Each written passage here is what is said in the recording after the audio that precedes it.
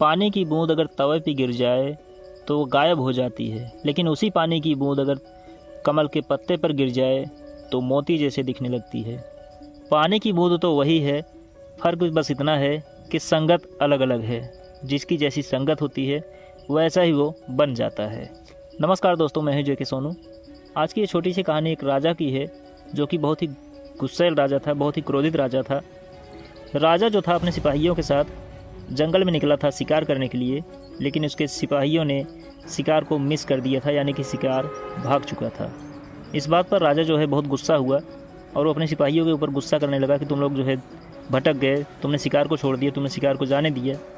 अब वो शिकार कहाँ से आएगा, जानवरों कैसे आएगा, कहाँ से आएगा।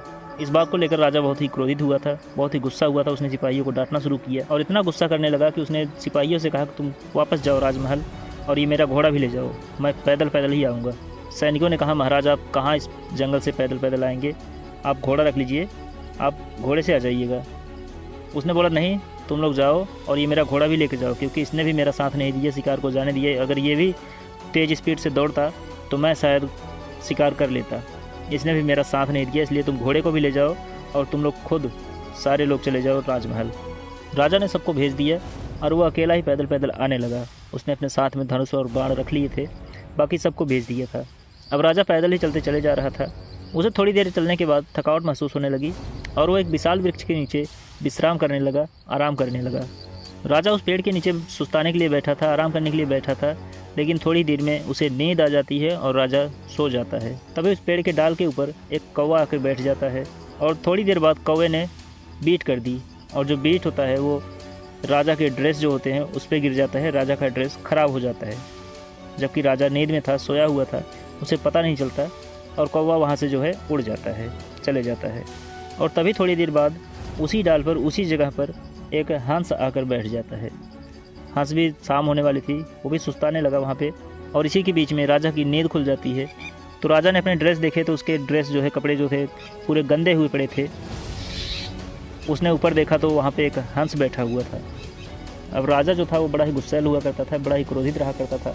उसने आओ देखा ना ताओ देखा, उसने एक तीर निकाला, बड़ा तीखा सा तीर, और उसने खींच कर मारा, जाकर हंस को लगता है और हंस जो है वो कराहते हुए नीचे गिर जाता है। और हंस ने देखा कि राजा ने उसे तीखे बाण से घायल कर दिया है, उसकी जान जाने वाली थी। हंस को कारण समझ में आ गया कि इसके कपड़े गंदे हो गए हैं, इसलिए इसने मुझे मारा।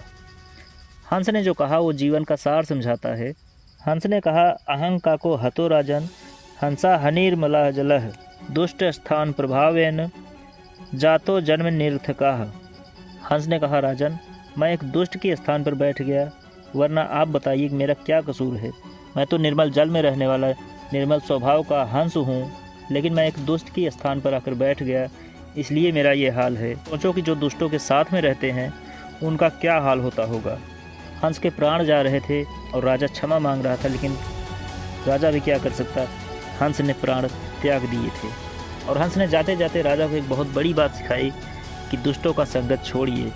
ये छोटी सी कहानी हमें सिखाती है कि आपका जो फ्रेंडशिप है, आपका जो कंपनी है, वो अच्छे लोगों की होनी चाहिए, अच्छे लोगों की संगत में होनी चाहिए, जो आपको आगे बढ़ाने के लिए इंस्पायर करते हों, मोटिवेट करते हों कि आप आगे बढ़ें, तरक्की करें, आपको हमेशा पॉजिटिविटी की रास्ता दिखाते हों, आपकी टांग ना खींचते हों कि तुम ऐसा हो, तू ऐसा है, तू ऐसे है। और दूसरी बात सिखाती है कि आप गुस्से में आकर कोई ऐसा काम ना करें जिससे आपका ही नुकसान हो जाए। गुस्से में कोई भी फैसला लेना अच्छी बात नहीं होता, तो कभी भी आप जब भी गुस्से में हों तो कोई भी फैसला मत लीजिए।